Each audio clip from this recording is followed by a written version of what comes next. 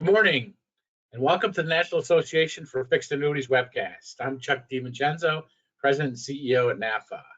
We are pleased to be sharing a presentation today on how FIAs address three key risks in retirement planning. And this is going to be presented by our friend and colleague, Tamiko Toland of CANNEX. Our broadcast is being presented as part of National Annuity Awareness Campaign. NAFA and CANNEX are both proud members of the coalition developed to promote and establish June as Annuity Awareness Month. It's been a fantastic month so far, so really appreciate those who have participated and those who have contributed to this great thing that we're doing and working through the process so we can, again, continue to push June as National Annuity Awareness Month. I'd like to take a minute to introduce our speaker, Tamiko Toland. I had the pleasure of introducing her last week on several panels, including a broad discussion with Cyrus Bomji from the Alliance for Lifetime Income, introducing some new research that CANNEX and the Alliance did. And you all have access to that as members. So again, really appreciate that release this week. And I'll let Tamiko talk about some of the little clips that we'll be showing you and some of the information that we did on that webcast. What I appreciate most about Tamiko is her thought leadership and passion for our products. She has more than 16 years of experience tracking trends and key issues on retirement income. She has synthesizing commentary and analysis for broad audiences and specific clients. She is known for dynamic presentations with a unique perspective on the industry and the forces that are shaping it.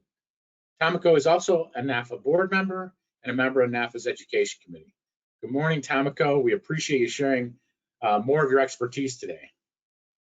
Good morning. Thanks for having me, and it's always a pleasure to be here and to address our audience here, and of course, with Annuity Awareness Month, which we're proud to participate in. One thing before we start, I'd just like to note that if the audience has some questions, you can use the chat panel on the side, and then questions will be addressed as we go or at the end of the presentation as time allows.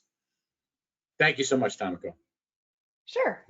So the agenda itself is pretty short. I'm actually going to start with some highlights from the study that Chuck mentioned, and then I'm going to talk about the consumer ed piece that we're going to be addressing. But we'll start with the results of the report. And I just wanted to mention that this is available at protectedincome.org/PRIP. We also have it available on our website, but frankly, they do a nicer job of the presentation. So this is a brand new research effort for us. We're really excited to partner with ALI on this. And we surveyed both investors and financial professionals. Just to clarify, investors, we're talking about folks that are between ages 45 and 75. So that pre-retirement to in retirement phase, and then they have to have at least $100,000 in investable assets for us to, really get, I think, get decent answers about their planning. And just also what's very helpful to understand here is that the financial professionals that we spoke with are all in the registered space. So I just wanted to clarify on that as well. So one of the things that we did with this survey is we started looking at the questions a little bit differently as far as, we weren't just asking about protected income, and I mean, we certainly do, but we really asked a lot of questions about retirement income, attitudes, and planning. So that's a component of this, and you can dive a little bit more deeply into the materials that are available separately, but I pulled out a couple things that I think are really important here. And one of the points that we make, and this is like really a headline piece, and I actually think this was the first question and answer in the Twitter chat yesterday between ALI and NAFA, which is the point that 91% of investors find the concept of protection in retirement income to be very important. So or moderately or extremely important, right? Which is obviously most folks. And we contrast that by the way, with financial professionals. And I think when you look at the sort of the same line here, when it comes to financial professionals, 84% still seems pretty high. But what I like to drill down with this particular figure, yeah, the 91% is great. Like it's, it's great for us to remember that this is a really important concept for clients in general. But it's over half of investors think it's very important. So, extremely important, 55%, whereas financial professionals, that number is only 39%. So I think that the extent to which financial professionals believe that this is a really important thing for investors, that's the mismatch on that is a lot greater actually. And that's an important thing to bear in mind, that when you're talking, if you're a financial professional and you're talking to clients, that this might be something that resonates more with them than you realize. And the way that people frame the retirement income planning process may work better when you are actually leaning a little bit more into the protection question. So now another point that I thought was really interesting and especially relevant for this audience, because NAFA is the National Association of Fixed Annuities, really has to do with changes in planning approach for financial professionals due to the events of the last year. So we had a certain chunk of folks that did change their retirement planning approach as a result. It's not the bulk of them, but among those who changed, so it's a total of 23%. So it's about a quarter of them made some sort of shift. And when we asked them for the reasons for the change, 71% of those said low interest rates, and 49% cited reduced return on bonds. Now, both of these are really point directly to fixed annuities, whether we're talking about declared rate fixed annuities or fixed indexed annuities. You're talking about FIAs, there's anywhere within that range. We're talking about a set of solutions that's really appropriate for individuals who are looking to replace other products potentially. So I think this really shows the value of the product set that is available for fixed annuities, and either serving as a fixed income replacement or to provide that guaranteed income for life. So now we asked them about, again, this is the same question on the left, but changes to how financial professionals were using annuities within their clients' accounts over the last year. We see 45% of them using them even more for income purposes. And obviously I think that makes a ton of sense, as well as 41% using more for asset growth and protection purposes. There's an arrow here that's pointing at the fact that 19% are using them less for asset growth and protection purposes. And underneath that, you have 14% using them less for income purposes. Frankly, I think that there may be an education gap here. This is not the most rational response based on my understanding of how the products work within a portfolio, but kind of in some interesting points here. And again, underscoring the value of annuities for retirement income planning and retirement planning for all professionals.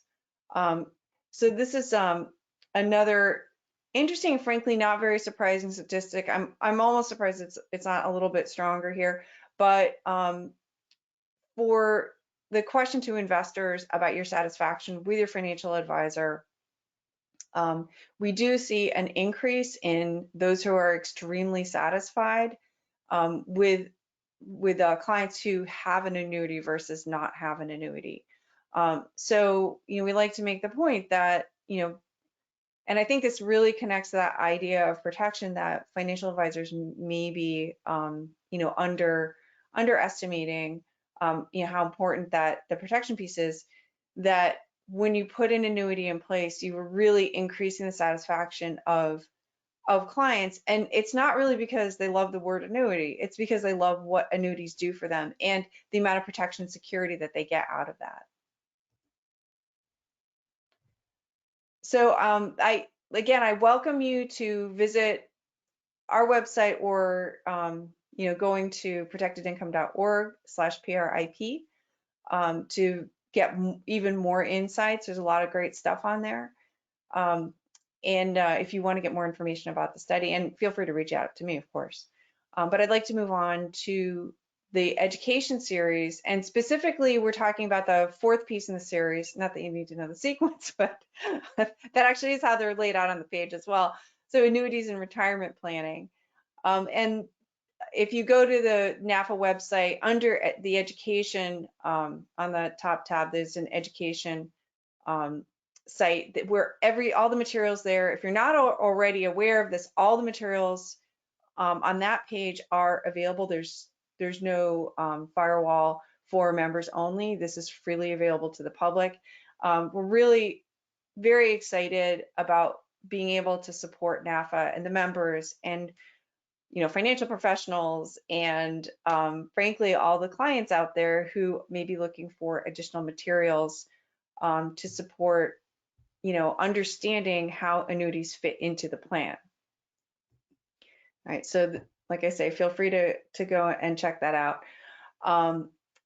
Now, what I'm going to do is actually walk through some of the points that are in the piece, but also when we get a little further into it, we talk about the 3 risks of retirement, and we really use slightly different language than I think is often used inside the industry, and it's helpful to present things the way that consumers are, I think, going to be best able to digest them, because they may not be familiar with a lot of these concepts.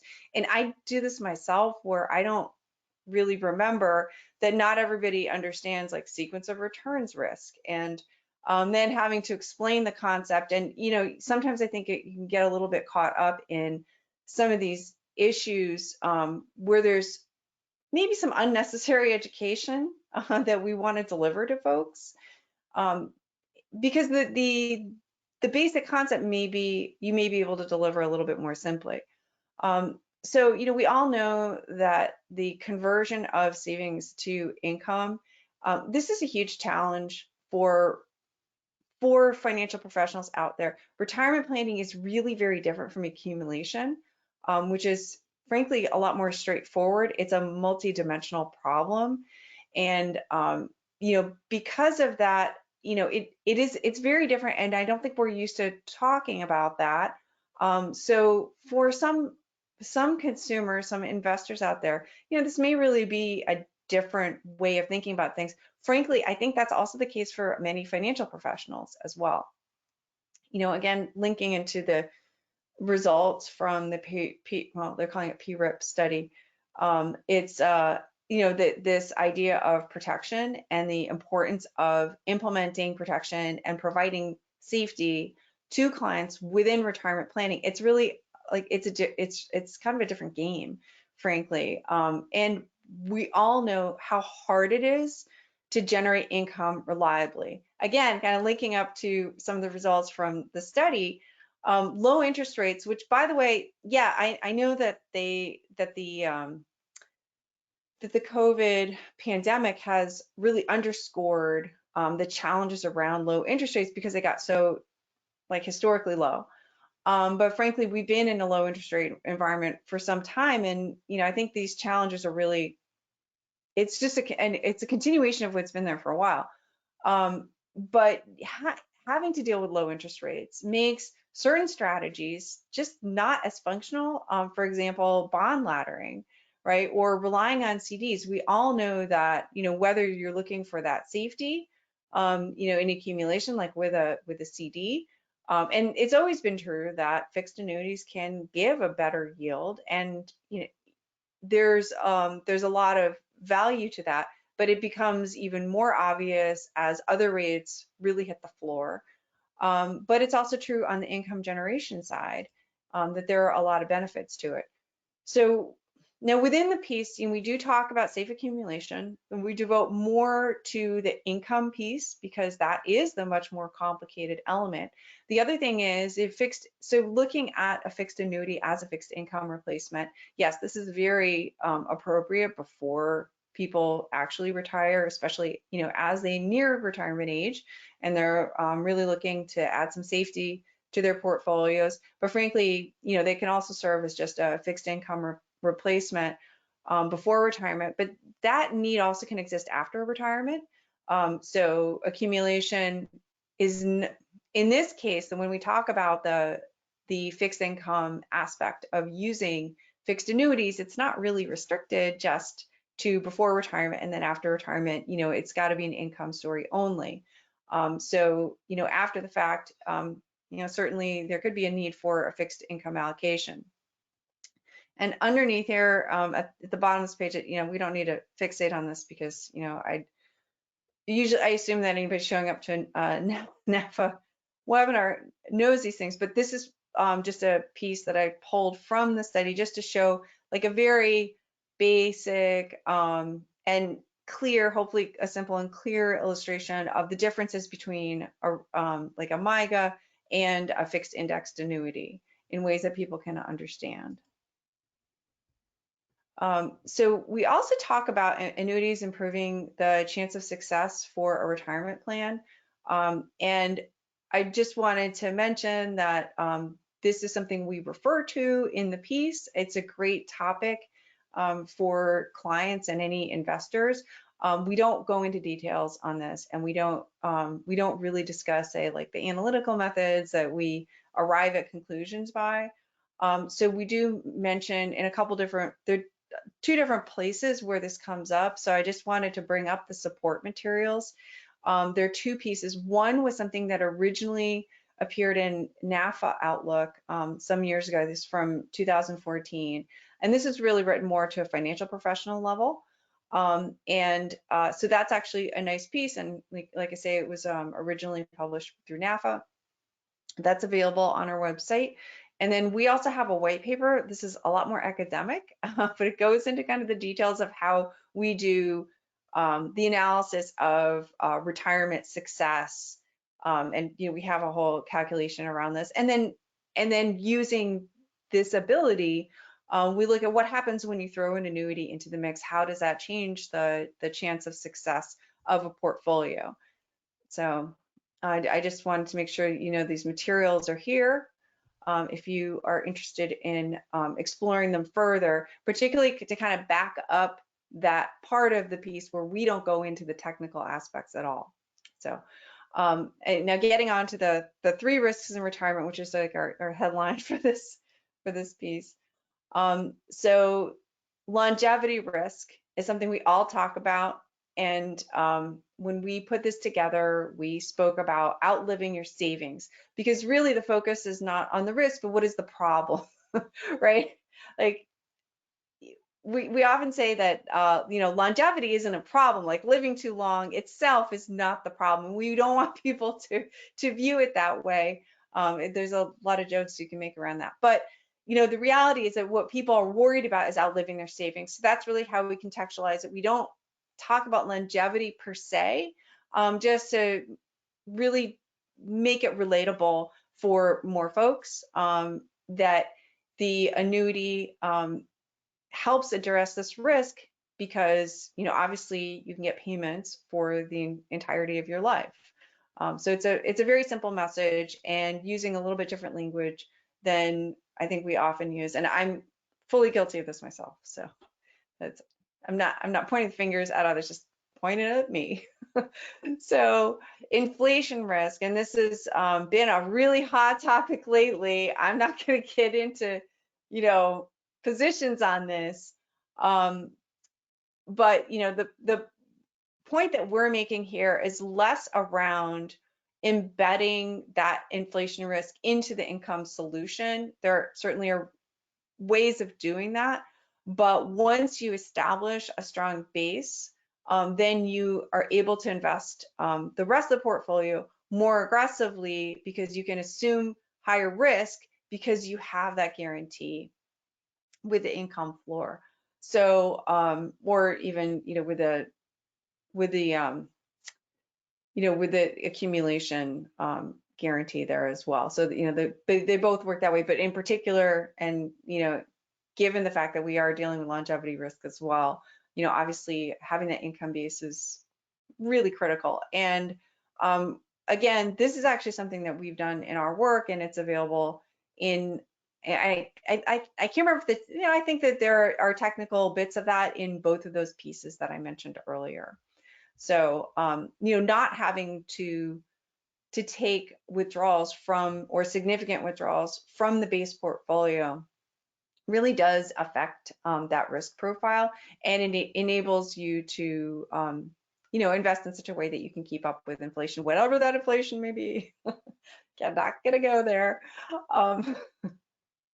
So sequence of returns risk, I love what Prudential had done many years ago, calling this the retirement red zone. Again, trying to make this a little bit easier for people to understand, but the problem is that wasn't really also not, it wasn't like a common term before they invented that. So in this case, as much as I do love the retirement red zone, we contextualize a little bit differently. Again, not really wanting to talk about more the technical aspect of the sequence of returns risk, but market losses early in retirement that your portfolio may not recover from. I mean, this is the issue, right? Just sort of explaining it out. Wish it didn't have to be quite so wordy, but I think that people can get this idea. And again, I conceptually, like, to get into the details of showing people this risk, I think that may be doing more work than is necessary. I don't think it's difficult for people to understand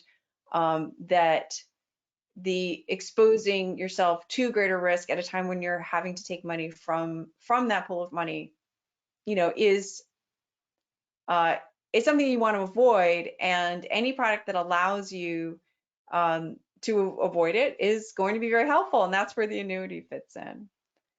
So anyway, I'd love to take questions if there are any.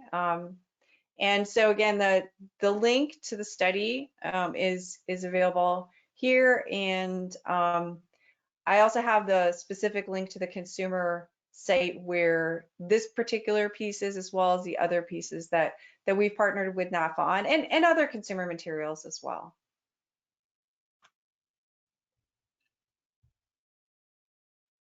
Well, really appreciate that.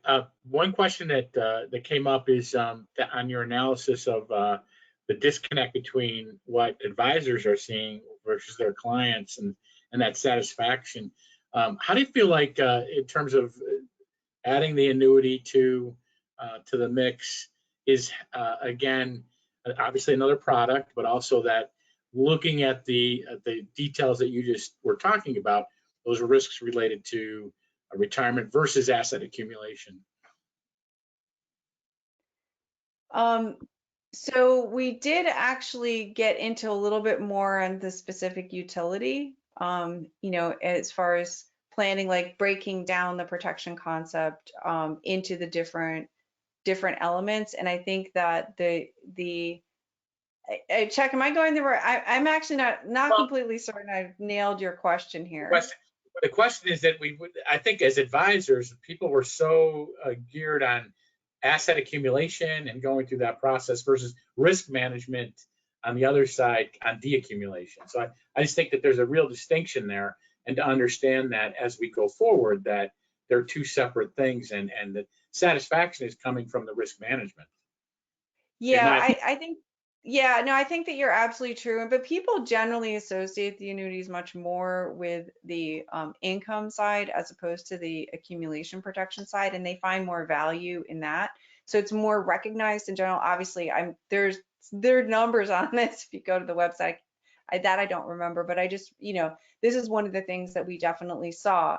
So I think that is already recognized. But the fact is that even on the accumulation, the accumulation protection aspect can also help with some of the other pieces. It really depends on how the portfolio is built. And the other thing to recognize is that people have different retirement income styles and preferences. And one of the things that we asked about that I didn't include in here had to do with the styles that financial professionals tend to use. And one of the things that we looked at there was around really the sort of like Wade Fowles safety first, or, you know, like an income base, an income floor strategy. And so we asked folks about different, and so bucketing, we also asked about bucketing, and then really more of a more total return slash portfolio, like that's a very large bucket. And actually most folks are ended up in that category. When I say folks, I mean financial professionals. Most financial professionals use one style. Some of them use more than one style, it's like 15%, it's maybe a little bit more than that, but none of them use something different than what we asked them about. And about 10% of the folks that we asked use the income floor. I actually think that that's a huge opportunity because I believe that that is something that resonates with a lot of the clients. We didn't ask about the resonating piece, but you know, I think that there's some room for future work on this. So I'm really looking forward to getting some concrete answers on that, calibrated to sort of like our polling population. But I think that it's like I say, it's something that resonates, something that sort of suits a lot of folks' personality. And it's interesting to me that so few financial professionals are using a variety of different approaches, because you would imagine that your clients would have different preferences as well. And it's so easy to use an annuity within an income floor strategy. And it's, you know, we're not talking, obviously, we're never talking about the entire portfolio. So I think that there are a lot of opportunities there. And, you know, I look forward to seeing sort of what next stages on the study and what happens in the marketplace. Do you, again, this is, I don't want to move too forward on your next study or whatever, but one of the things that's going to be fascinating is as individuals get this information from 401k plans showing what their retirement income is going to be and how that's going to play out, it should kind of play into this, right? To look at like, oh, okay, you're retired. I just got this in my 401k. How does that affect me, and how should I look at it? It kind of leads right into a discussion about income planning. I agree, and I've actually written about this as well. That I think that that the irony is that this lifetime income disclosure rule for 401k statements may actually have an effect in retail sales, because many sponsors don't offer any kind of annuity option within their plans, and some of them who do actually have it at retirement, they don't allow a partial annuitization, which is most likely to be the appropriate thing to do. So it really creates an opportunity for folks in the retail space. And also we have like a really nice, robust marketplace. Like there are many different products, and it creates like a much more competitive marketplace. We also have a study on that. Like I feel like we have a study on everything. So just, we've written something about it. Yeah, the other thing that's kind of fascinating, maybe you could touch on this really quickly too, is that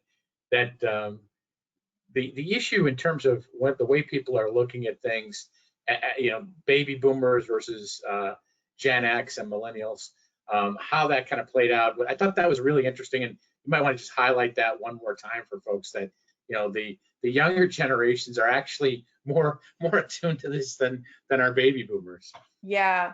So it's a really good point. And, you know, one of the things that when we talk about the three-legged stool, and one of those legs is, you know, pensions, and we're like, pensions are disappearing, and we look at an aggregate statistic on that. But the availability of pensions is not actually evenly distributed among the population. As we look at younger and younger folks, they are less likely to have a pension available. And many people have a pension today, work at a company where that pension is not offered to new employees. I mean, it's something really important to remember. Like we're in the midst of this transition. It's happening. It's been happening, and it's continuing to happen, right? And so we did ask folks about whether or not they had a pension. And as we get to the younger cohorts, that availability of a pension definitely goes down. And with that, we see the interest in annuities going up. I mean, it's not surprising at all that that would be correlated, because people are really looking to replace that income that they might have gotten through a pension. People love getting guaranteed income. People love Social Security, and Social Security may not be enough. You know, they might want a little bit more to get them to that income floor, or whatever strategy you're going to be using. But I mean, bucketing or what have you. But you know, that you might want to be able to bridge that gap. But I think that there is an obvious gap that's created for a lot of folks out there. So yeah, it was nice to be able to emphasize that, and the fact that this is not, we talk so much about baby boomers, and that the baby boomers are not sort of the be all and end all of this challenge, that the challenge continues, and the openness to the solutions, it actually gets greater and greater the younger you get. And the folks that may be sort of a little early for them to be purchasing an income solution, maybe they don't know exactly when they're going to retire, maybe they don't feel like they're at the last employer, whatever it may be, but they actually may be very open to the idea of, say, an accumulation product that will ultimately lead into an income product. Let's look at a fixed annuity, fixed indexed annuity for right now, and then as you get a little bit older and as you get closer to when you think that you're going to be retiring, and we can plan around that, maybe it's time to buy something with an income benefit on it, or maybe you just want to wait until retirement and you want to annuitize that. There are many different options, but I think that income mindset and the concept of a guarantee and that protection that an annuity provides can be very attractive to folks that may be a little bit younger than we're used to talking about, because of the really fundamental difference in what has been available for baby boomers as opposed to Gen X and then, millennials as well. Yeah, I think the other thing that's interesting too, and again, it'll be interesting as you design your research for the last couple of years in terms of the dynamic of the one key risk, longevity. Because we had a blip, right? We have a 2019, 2020 blip where longevity will likely, well, it did go down in both years in terms of for other reasons, so it'll kind of be interesting as that rebounds back, because the rebound will probably be significant, in 2022 or 2023. So understanding that dynamic becomes more important. The other issue off the pandemic too is that people have explored retirement or may stay in this situation where you're reading a lot about now, where I'm not going back to work. I'm going to stay. I'm just retiring or what have you. How does that all play into what you're thinking in terms of establishing these key retirement risks? Well, certainly for folks that have an unexpected retirement, where you may be working off of a smaller pool of money than you had anticipated you would be at that juncture, it's much more likely that you're going to need help in order to create the appropriate retirement security. So obviously, I think that's a huge thing. But some of the other problem with the retirement insecurity piece, and this is more for the workforce aspect, is that when you have employees that are not really confident about retirement, they're not necessarily going to be retiring, or maybe they'll retire but then take on other jobs. And so, I think that just globally, when we think about people who are considering retirement, anything that enables them to do so with greater confidence is going to be, it's just going to be a huge thing for our society. But I want to comment on the longevity piece. I think that I doubt that, and based on some things that I have looked at and read, I doubt that we're going to see a fundamental change in the long-term longevity expectations. Obviously certain individuals died, but it doesn't necessarily affect what we think will happen in the coming days and years.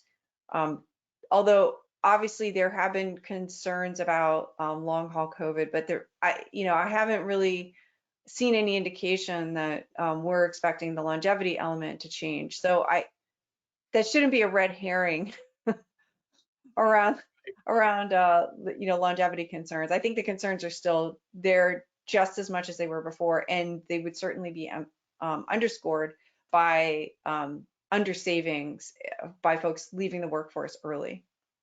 Yeah, I was just trying to make the point where 2019, 2020 were anomalies for different reasons, obviously, and 2021 will likely have some of that too, just because we didn't get quite back to normal, and there was, again, as we look at the long-term longevity rates, there is this going to be blip that happened that's an anomaly. So just to make sure that we're understanding that headlines do not drive the behavior of folks over time. So that's all I was trying to get at there. We're on the same page for sure. Well, thank you so much, Tamiko, for highlighting the value of fixed annuities, particularly with these key retirement risks. We always appreciate the dialogue. Again, be sure to join us next week, Wednesday the 30th, as we continue our support of Annuity Awareness Month with the presentation on managing risk through volatility control with the index standard, when they will explain why volatility controlled or risk controlled indices are flourishing, how they work, and how you can appropriately position them with clients. If you're not an NAFA member and would like to take advantage of future reviews of this webcast and our archives of previous presentations, along with our valuable content to enhance your business, please go to NAFA.com and click on membership and join NAFA. Your membership allows us to continue our mission. And again, one of the things that mission was last week, we got to see 47 senators and congresspeople and really kind of help with our advocacy. So really appreciate that. And in closing, I want to thank the Education Committee who has developed the webinar curriculum for this year, and Tamiko and CANNEX for today's presentation. So thanks again, Tamiko, and you all have a great afternoon, and thank you for your time and attendance. This concludes our webcast.